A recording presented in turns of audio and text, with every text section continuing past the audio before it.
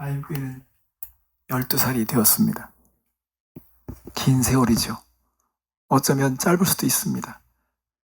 교회가 시작됐을 때 태어난 아이가 이제 중학교를 들어가게 됐습니다. 그 사이에 은별이처럼 새롭게 태어난 애들도 있지만 교회가 시작됐을 때 태어난 애들이 무럭무럭 자라서 지금 중학생이 됐어요. 그래서 12살이라는 것을 많이 생각했어요, 이번 주간에요. 예수님이 6월절에 부모의 손에 이끌려서 12살 때 성전에 나아갔습니다. 그때 한 사건이 누가복음 2장에 나옵니다. 오늘 성경 구절만 쭉 제가 여기에 여러분에게 볼 수 있도록 했는데요. 누가복음 2장 46절 47절 말씀에 보면 사흘 후에 성전에서 만난즉 그가 선생들 중에 앉으사 그들에게 듣기도 하시며 묻기도 하시니 듣는 자가 다 그 지혜와 대답을 놀랍게 여기더라. 자, 여러분, 예수님은 12살 때에 그 당시에 지혜자들과 대화를 하면서 어떤 질문을 해도 그 질문에 대답을 능하게 했다는 것입니다. 놀랄 수밖에 없을 만큼 지혜롭게 대답했다는 것입니다. 12살 된 IM교회는 다시 한번 이 교회에 대해서 질문을 해야 하고 교회에 대한 명쾌한 답을 할 수 있었으면 좋겠습니다. 여러분, 교회가 무엇입니까? 교회에 대해서 이 교회라는 말을 세상의 입으로 처음 말씀하신 분이 예수님이십니다. 교회라는 용어를 처음 쓰신 분이 예수님이세요. 그것이 마태복음 16장 18절에 나옵니다. 너는 베드로라. 내가 이 반석 위에 내 교회를 세우리니 음부의 권세가 이기지 못하리라. 예수님은 교회라는 용어를 사용하셨습니다. 이게 세상에서 처음 나온 예수님의 입에서 나온 교회라는 용어입니다. 근데 이 교회를 어떻게 이해하느냐에 따라서 교회의 상황은 완전히 달라집니다. 캐톨릭은 교회를 베드로라고 하는 사람 위에 세운 거라고 해석했습니다. 이 반석을 베드로라고 본 것입니다. 그러면 베드로를 거의 신성시 해야 되겠죠. 베드로가 기준이 돼야 되겠죠. 그러나 우리는 그렇게 믿지 않습니다. 예수님은 고백 위에, 예수님을 향한 고백 위에, 변함없는 그 고백 위에 세우겠다고 말씀하신 것입니다. 그래서 이 교회에 대한 이해가 어떠냐에 따라서 교회의 행동도 달라지고요. 교회에 모여있는 사람들이 살아가는 삶의 자세도 달라지게 되어 있습니다. 교회가 장소로 보여진다면 사람들은 그렇게 말합니다. 교회 갑니다. 사실은 엄밀히 말하면 성경적으로 틀린 것입니다. 교회는 가는 곳이 아닙니다. 신약 성경에 교회 간다는 표현이 어디도 없습니다. 교회에 대해서 정확한 이해를 가졌던 사람이 사도 바울입니다. 사도 바울은 오늘 우리가 성경 봉독에서 읽었지만 고린도전서 1장 2, 3절에 고린도 교회를 향해서 얘기하면서 교회에 대한 정확한 이해를 가지고 얘기합니다. 자, 다시 한번 보겠습니다. 고린도에 있는 하나님의 교회, 곧 그리스도 예수 안에서 거룩하여지고 성도라 부르심을 받은 자들과 또 각처에서 우리의 주, 곧 그들과 우리 주 되신 예수 그리스도의 이름을 부르는 모든 자들에게 하나님 우리 아버지와 주 예수 그리스도로부터 은혜와 평강이 있기를 원하노라. 여러분들이 문장을 잘 살펴보면 사도 바울은 고린도에 있는 하나님의 교회, 그리고 즉 이퀄 거기에 성도라 부르심을 받은 자들, 주 예수 이름을 부르는 모든 자들, 이게 하나님의 교회라고 얘기한 것입니다. 교회는 장소가 아닙니다. 건물이 아닙니다. 교회는 사람들입니다. 이게 되게 중요한 것입니다. 교회가 장소로 보여지기 시작했을 때 사람들은 교회에 간다고 말했습니다. 근데 교회에 간다고 말했을 때는 교회에서 빠져나오면서부터 자신들은 교회와 상관없는 삶을 살아도 된다고 하는 이분법적인 삶을 살기 시작했어요. 이게 큰 문제가 된 것입니다. 교회는 가고 오는 곳이 아닙니다.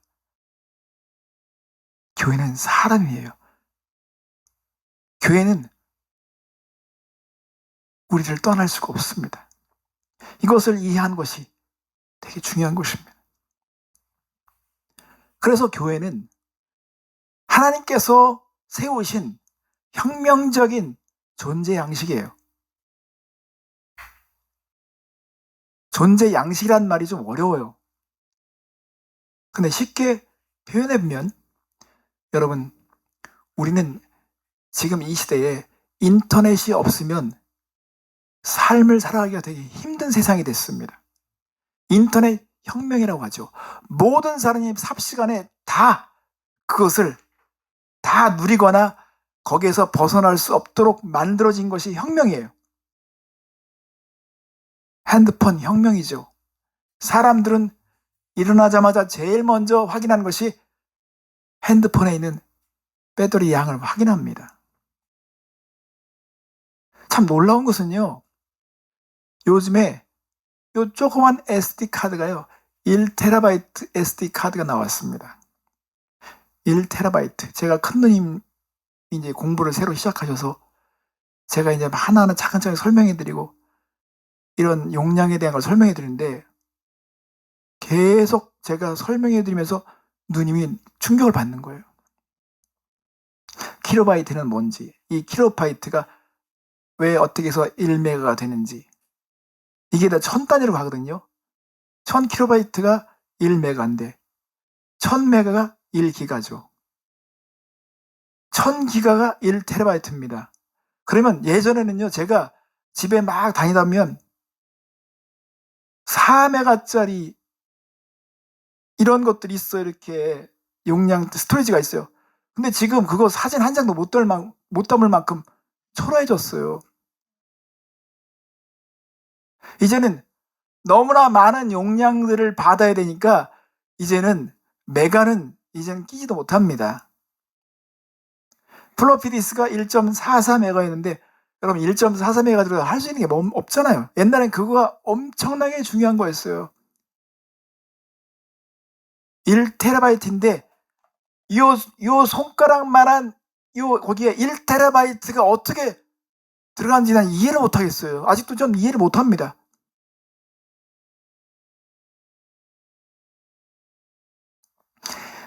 (1기가면요) 책이 한 1000권 들어가요. PDF 파일로.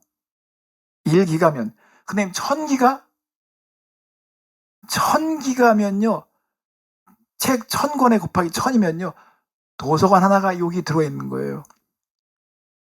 여러분 핸드폰으로 사진을 막 전송하죠. 어떻게 이 사진이 어떻게 전송 들어온지 우리는 다 이해하지 못하지만 그게 누립니다. 그것처럼 하나님은 교회를 꿈꾸실 때 새로운 존재 양식을 꿈꾸신 것입니다. 예수를 닮고 사는, 예수님을 생명으로 모시고 예수님을 표현하고 예수님의 손가발이 되는 그런 충만한 세상을 꿈꾸신 것입니다.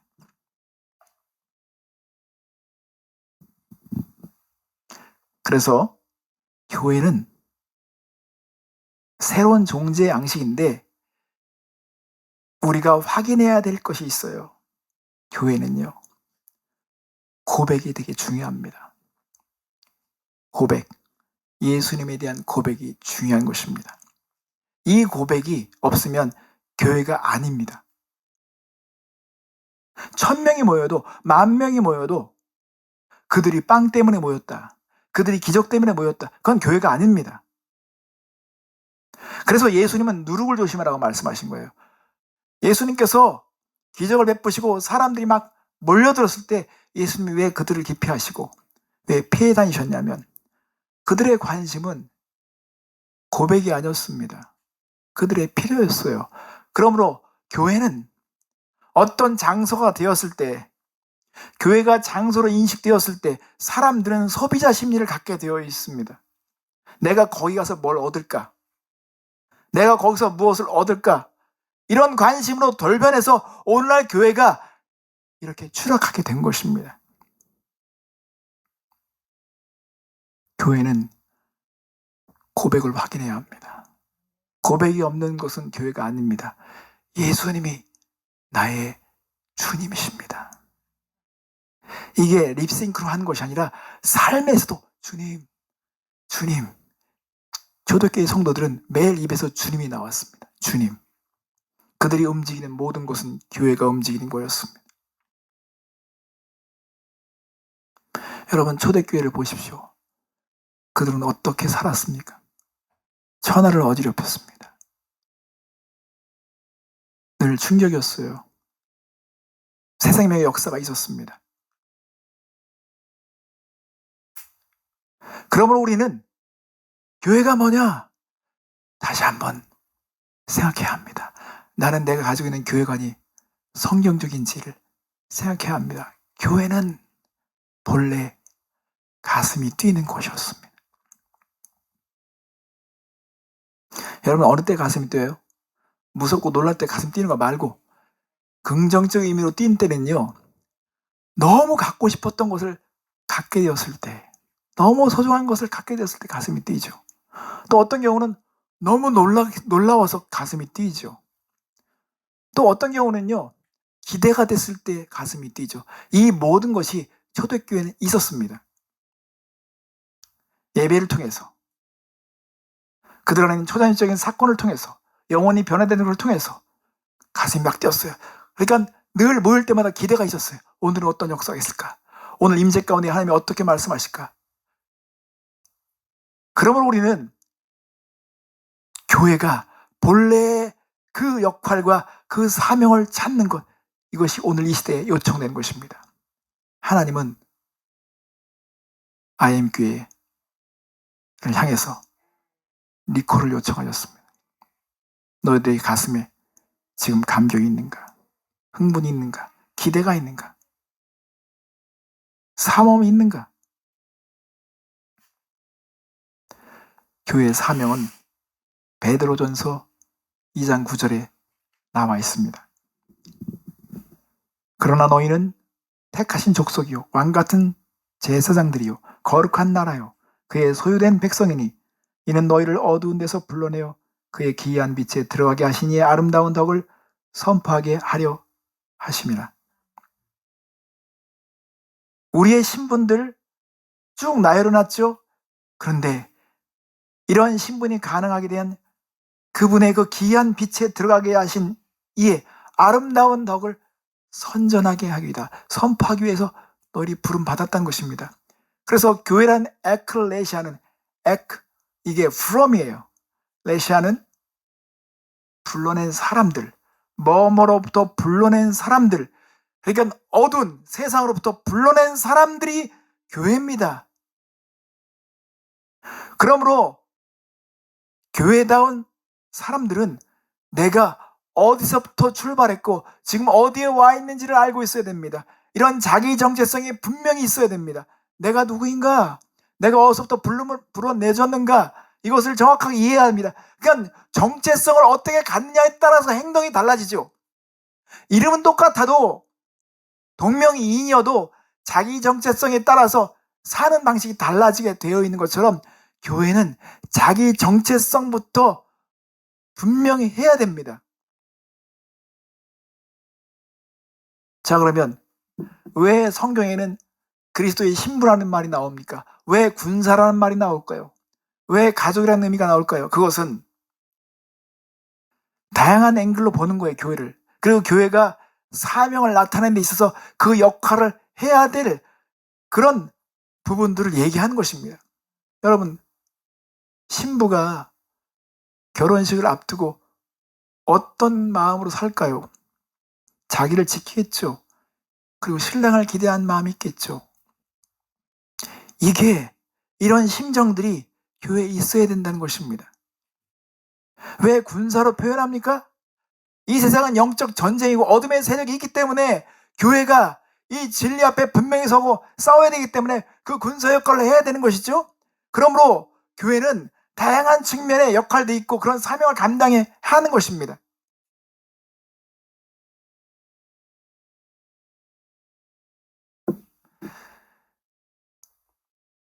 제가 작년 12월에 이 스트로크가 와서 몸으로 깨달은 게 있어요. 몸으로 깨달은 게 되게 많습니다. 여러분, 우리가 보는 거는요, 사실은 이 눈동자가 보는 게 아니죠. 뇌가 보는 것입니다. 이거 듣는 거, 이거 귀가 온전해도요, 뇌의 선이 끊겨지면요, 귀가 아무리 이게 온전해도 들을 수 없는 거예요. 다 뇌가 듣고 뇌가 보고 뇌가 다 지시하고 있는 거예요. 여기서 끊어지면 팔이 그냥 떨어져 버려요. 이 팔은 분명히 정상적인 거였어요. 여기 세포가 분명히 정상적이에요. 그러나 뇌에서 지시를 안 내리면 그냥 떨어지는 것입니다. 그것처럼 교회의 머리는 예수 그리스도라. 예수 그리스도의 지시를 받아야 되죠. 그 지시를 받는 것이 진짜 교회예요. 지시를 받기 위해서 예배한 것이고, 지시를 받기 위해서 주님을 주목하는 것이고, 지시를 받기 위해서 주님을 향하는 것입니다. 사도 바울은 에베소서 1장 22절 23절 말씀에 또 만물을 그의 발 아래 복종하게 하시고 그를 만물 위의 교회의 머리로 삼으셨느니라. 교회는 그의 몸이니 만물 안에서 만물을 충만하게 하시는 이의 충만함이니라. 교회는 머리에 충실해야 합니다. 그래야만이 우리가 교회다운 일을 감당할 수 있습니다. 머리신 예수님, 그 예수님의 지시를 받아서 몸이 움직여야 되겠죠. 그래서요, 교회는 예수님의 성육신적인 삶을 살라고 부름을 받은 것입니다. 정보는 어떤 새로운 생각이 머리로 들어온 것이죠. 그런데 영감이라고 하는 것은 이 생각이 깨달아져서 가슴팍으로 들어오는 것입니다. 근데 성육신적인 삶을 사는 것은요, 이 깨달음이 손과 발로 나타나는 것입니다. 이 몸으로 나타나는 것이 성육신이에요. 그래서 너의 몸을 산제사로 드리라. 왜?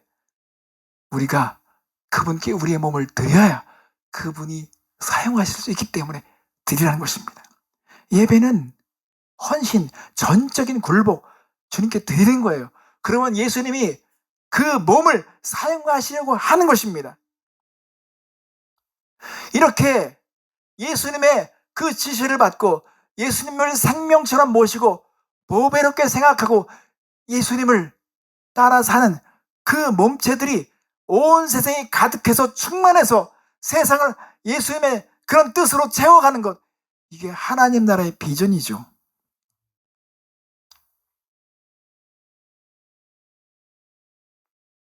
근데 교회가 이런 자기 정체성, 이걸 잃어버리거나 예수님의 머리에 충실하지 않거나 그리고 몸으로서의 역할을 감당하지 못했을 때 사도 바울은 다시금 질문하는 거예요.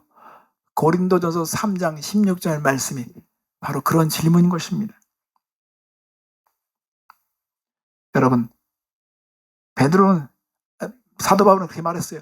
너희가 하나님의 성전인 것과 하나님의 성령이 너희 안에 거하시는 것을 알지 못하느냐. 우리 교회 주보에 항상 나와 있는 게 뭐냐면 바로 이겁니다. 이 질문을 하며 살기를 원하시기 때문에 하나님께서 성경에 이거를 박아 놓으셨죠. 사도 바울을 통해서 이 질문을 하고 있는 것입니다. 너희가 하나님의 성전인 것과 너희 안에 하나님의 성령이 거하시는 것을 알지 못하느냐.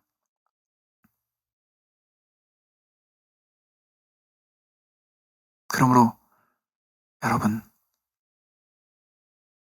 교회가 무엇인가 다시 한번 스스로에게 질문해 보시고 응답해 주시기 바랍니다. IM교회는 이 질문에 응답하기 위해서 세워진 거예요. 그러므로 이 질문에 응답하는 삶을 살지 못한다면 우리는 부끄러워해야 하고 우리는 죄 짓고 있는 것입니다. 본래 교회는요, 가슴이 뛰었습니다. 세상을 가슴 뛰게 했어요.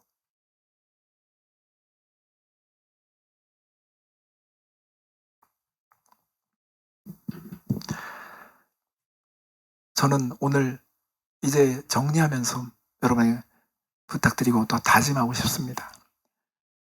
아임 교회를 가슴 뛰게 하는 교회로 함께 세워가기 원합니다.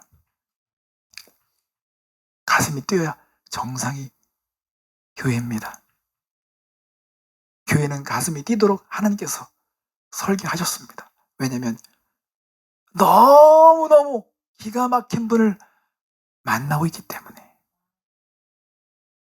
여기서 우리가 예배가 나오는 것이죠. 그리고 사람들이 막 변화되는 것을 보고 있기 때문에 사람들은 놀라게 되는 것입니다. 어떻게 저렇게 변할 수 있는가?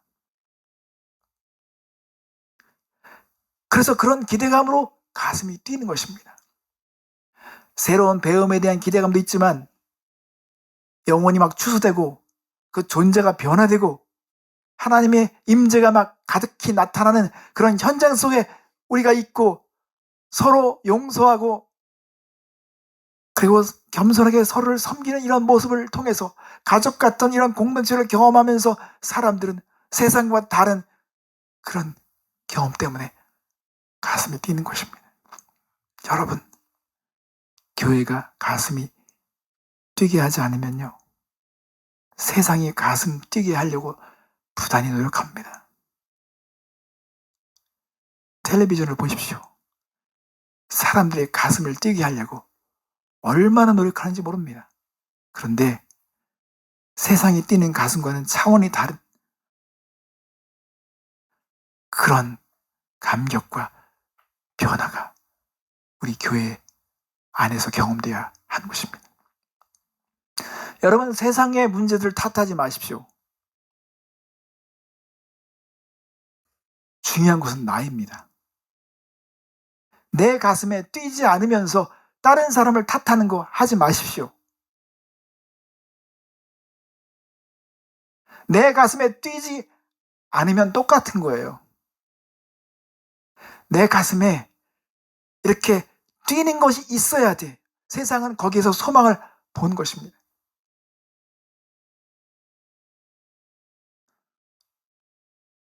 그래서요, 그런 말이 있어요.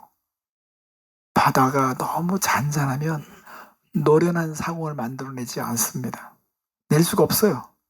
막 폭풍이 일어나야지 거기서 노련한 상황이 만들어지는 것처럼 지금 이 팬데믹에서는요, 하나님이 지금 막 폭풍을 일으킨 것입니다. 가정으로 다 돌려보낸 거예요. 초대교회의 그 영성을, 초대교회가 본래 가졌던 그 교회됨을 회복시키기 위해서 하나님은 그렇게 우리에게 리콜라 하시기 위해서 지금 이런 상황을 겪고 있는 것입니다. 여러분, 건물이 아무리 멋있어도요, 식당이 건물을 잘 지어도 맛이 없으면 용서받을 수 없습니다. 허름해도 맛있으면 사람들 막 자랑거리를 얘기하죠. 그러므로 이런 벽돌 같은 이런 건축자재의 승부를 거는 것이 아니라 바로 저와 여러분의 삶으로 승부를 걸어야 돼요. 교회됨을 증명해야 되는 것입니다. 깨달음을 살아내야 하겠죠.